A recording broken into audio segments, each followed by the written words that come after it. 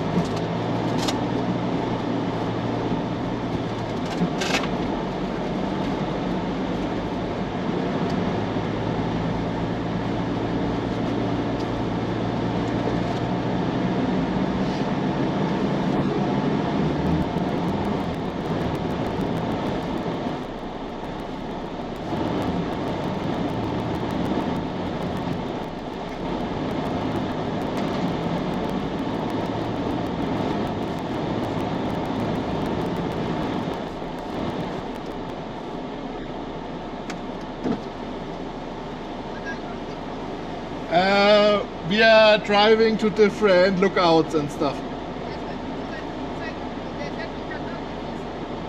Okay. No, we don't camp. We drive out in the evening or in the afternoon.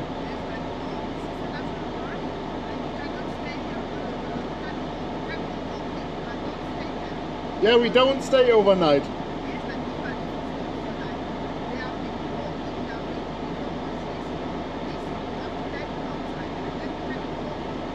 Okay, okay. Dafür die Guten Morgen. Guten Morgen. Wir machen hier gerade eine kleine Fahrradtour in die Tabernas Reales. Wir wollten ja eigentlich mit Mando gestern hier durchfahren, weil wir überall im Internet gelesen haben, ja, das geht, man darf noch nicht hier drin campen oder übernachten. Aber auf dem Hinweg hat uns dann hier eine Angestellte von von so einer Ranch oder was weiß ich gesagt, man darf hier nicht reinfahren. Wir waren dann auch noch mal bei der Touristeninformation und die haben uns auch gesagt, man darf nicht mit dem RV reinfahren. Autos fahren ja komischerweise durch, aber ja, wer weiß, vorne haben wir auch ein Schild gesehen, da steht nur Quads und Motorräder verboten, also wahrscheinlich fürs durch Gelände fahren. Da steht aber nichts auf dem Schild, dass man hier nicht sonst reinfahren dürfte. Na gut, jetzt haben wir heute mal die Fahrräder genommen. Auch wenn es heute leider mal ein bewölkter Tag ist und es vielleicht später noch ein bisschen tröpfelt, aber wir werden sehen. Zumindest brauchen wir keine Sonnencreme. Genau. Ja. Wir stehen hier vor so einem verlassenen Haus und haben auch die Aussicht auf die Burg hier von Tabernas. Ich versuche die mal drauf zu kriegen, aber ich glaube, die ist ein bisschen zu weit weg. Da oben auf dem Berg steht sie. Und auf der anderen Seite hier ist dieses Haus, das verlassene.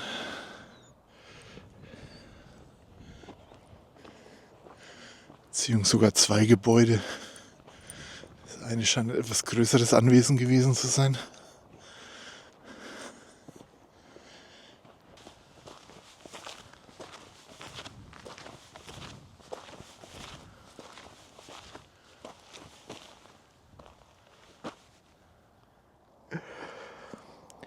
Hier sind auch überall Reifenspuren auf den Tracks, also keine Ahnung, was die uns hier erzählt haben.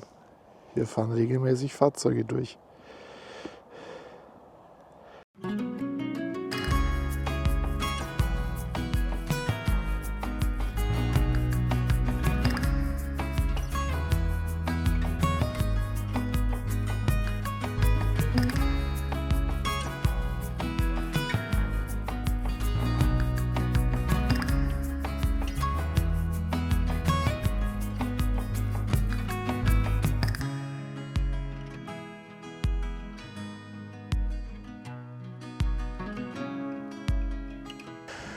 Wir sind hier auf der Ruta del Cine de Tabernas. Hier sind ein paar Filme, die hier gedreht wurden, unter anderem oder Serien. The Crown, sogar von 2020, schon relativ aktuell ist. Schild hier. Exodus, Gods and Kings. Patton in den 70ern. Queen of Swords. Sagt mir jetzt gar nichts. Kori Uomo Kori. Ein Western kenne ich aber jetzt auch vom Namen her so jetzt auch nicht. Vielleicht sagt mir der englische Name was. Und El Condor. Und wie gefällt dir die Tabernas bisher? Super.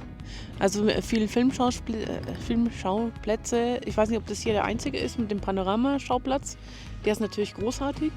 Ich bin gespannt, ob wir da noch mehr entdecken.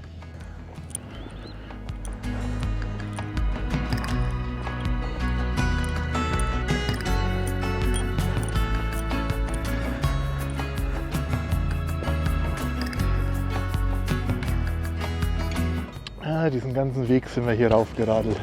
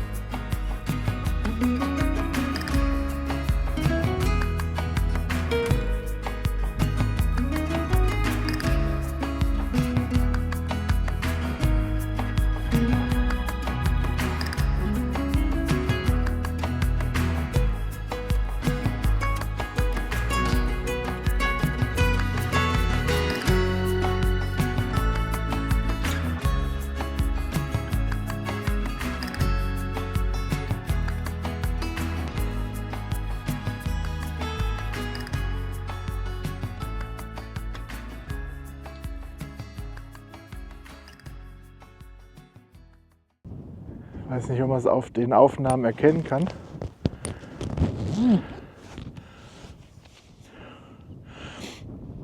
Aber da hinten in diesen Steinen ist anscheinend ein zugemauerter Eingang. Diente wahrscheinlich auch mal als Filmkulisse und wurde danach zugemauert oder so.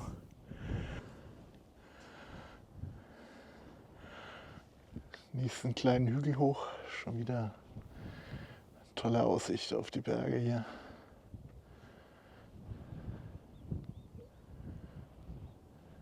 So, wir sind noch ein Stückchen weiter gefahren. Von hier aus sieht man das besser. Scheint sogar nicht nur der Eingang zu sein, sondern daneben ist auch noch was gemauert. Keine Ahnung. Das ist auf jeden Fall Privatgrund. Das sieht man hier auch wegen den Bäumen da unten gepflanzt sind und den Spuren. Und ein Schild weist auch darauf hin.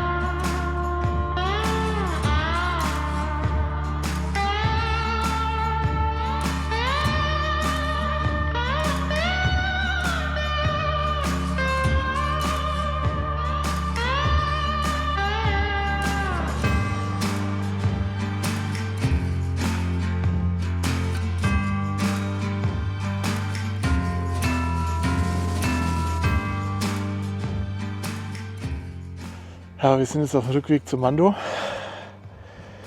Pünktlich um 11, wie vom Wetterbericht hervorgesagt, hat es kurz angefangen, ein bisschen zu tröpfeln.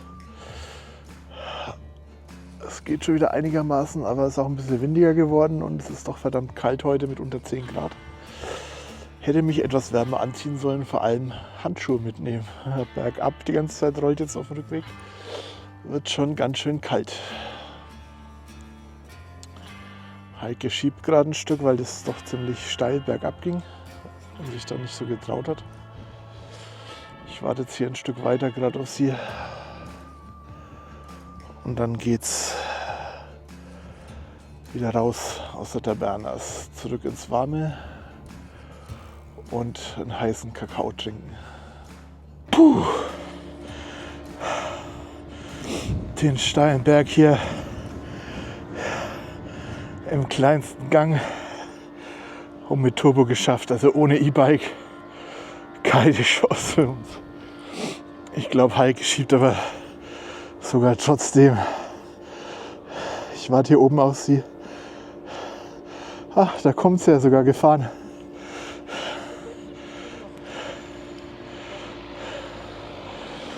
Die letzten Meter zumindest.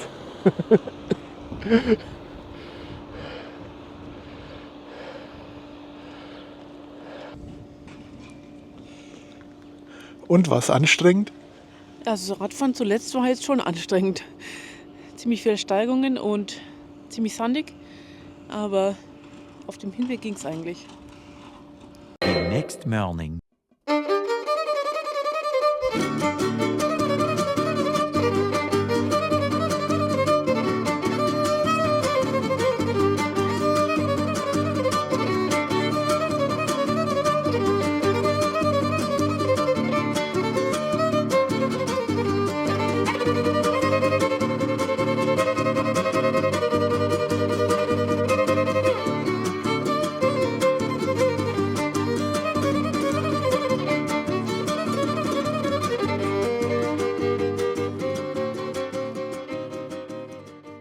Ja, nach über einem Monat in Spanien schauen wir uns jetzt mal den ersten Carrefour an.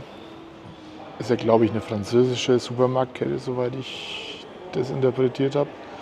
Aber es ist ja genauso verbreitet wie Aldi und Lidl in der Welt.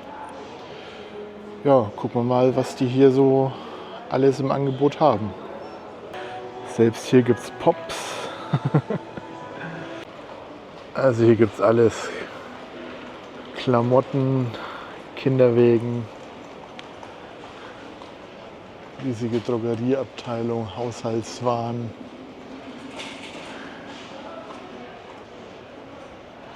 Fernseher. Was gibt es denn hier für Tabasco-Soßen? Chipotle Tabasco.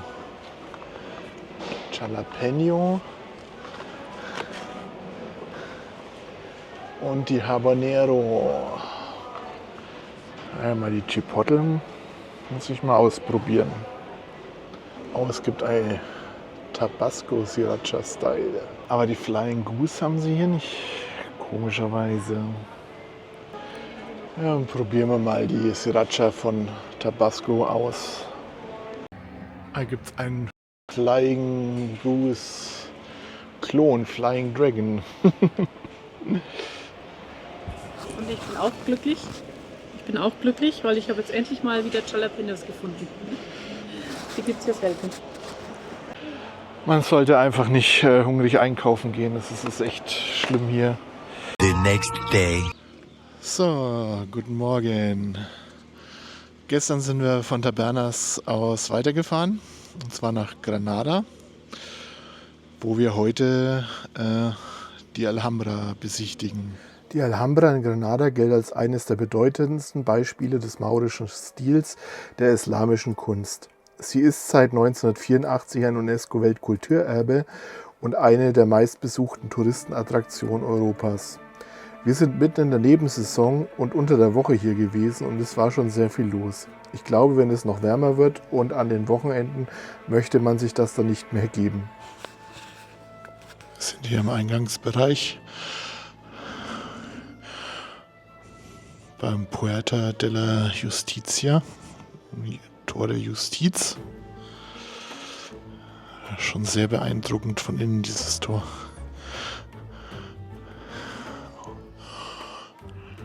Und die Höhe des Raums.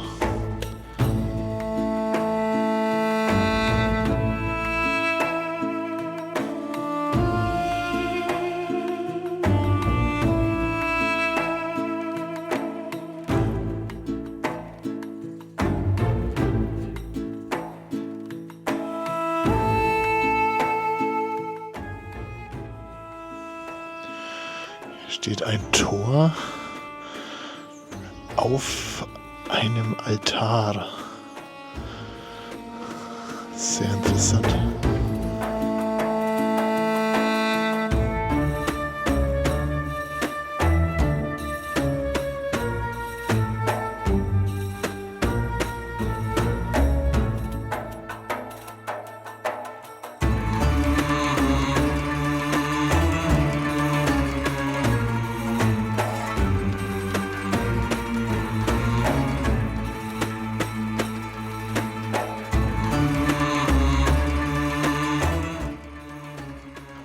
Von der Alhambra aus hat man einen fantastischen Ausblick über Granada. Und wir sind noch nicht mal auf dem höchsten Punkt.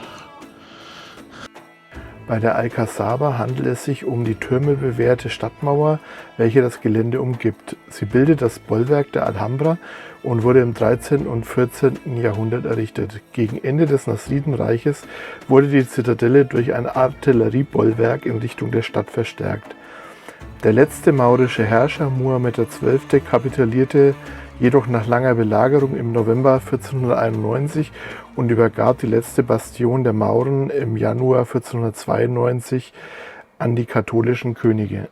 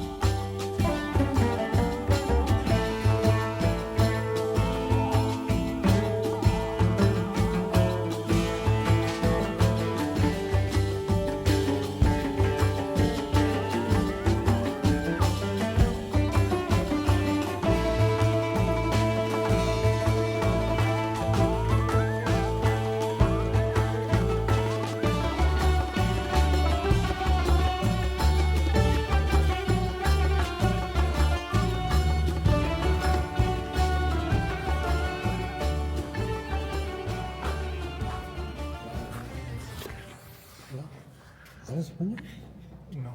It's okay. It's okay video. It's okay. Okay. It's okay picture. But it's not possible. In this place. In this place. Okay.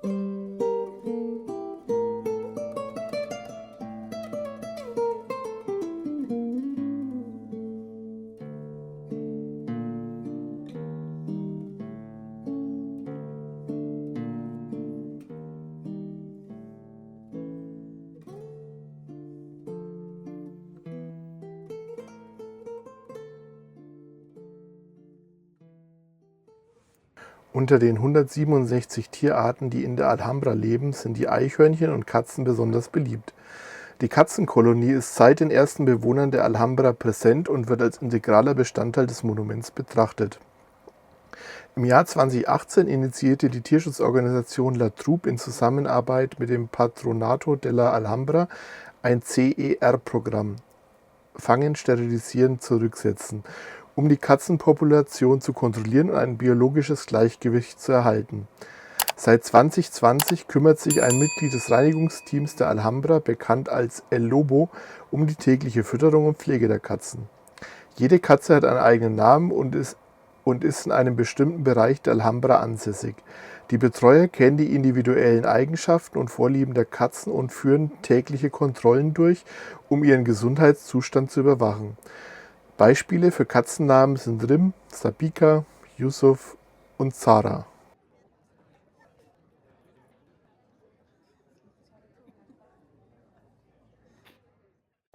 Kaiser Karl V. des Heiligen Römischen Reiches wollte Granada zum Regierungssitz des Spanischen Königreiches machen. Dafür ließ er einen großen Renaissance-Palast zwischen der Alcazaba und dem Palastbereich errichten. Hierfür wurden leider auch ein Teil der Nasridenpaläste abgerissen.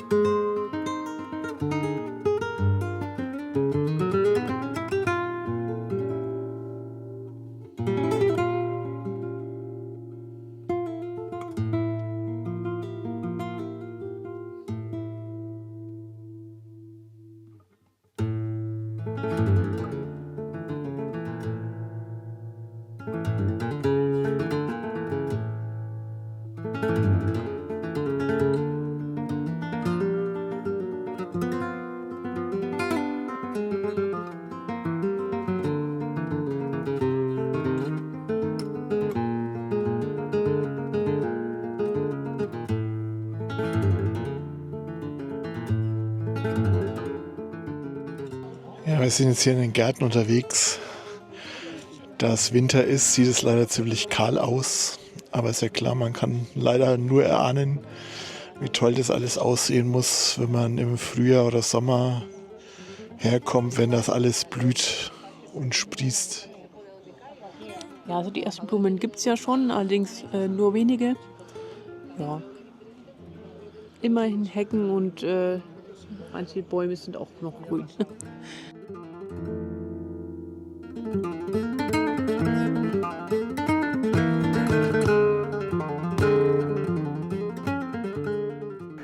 Die Nasridenpaläste sind das Herzstück der Alhambra und ein Meisterwerk islamischer Architektur. Erbaut im 13. und 14. Jahrhundert von den Nasridenherrschern, beeindrucken sie mit filigranen Stuckornamenten, kunstvollen Mosaiken und anmutigen Innenhöfen. Besonders bekannt sind der Löwenhof mit seinem berühmten Brunnen und der Myrtenhof, dessen Wasserbecken die prächtigen Fassaden widerspiegelt. Die Paläste verkörpern die Eleganz und Raffinesse der maurischen Baukunst und zählen zu den beeindruckendsten Beispielen islamischer Kultur in Europa.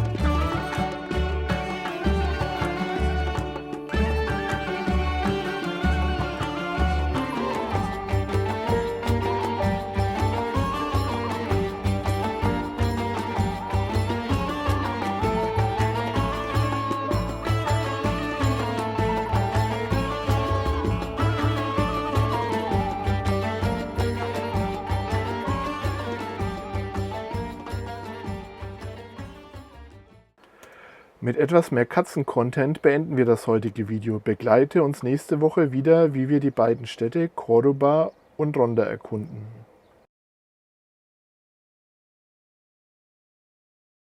Wenn euch dieses Video gefallen hat, würden wir uns sehr über einen Daumen nach oben und ein Abo, welches euch nichts kostet, aber uns hilft zu wachsen, sehr freuen. In diesem Sinne, live long and prosper. And may the force be with you.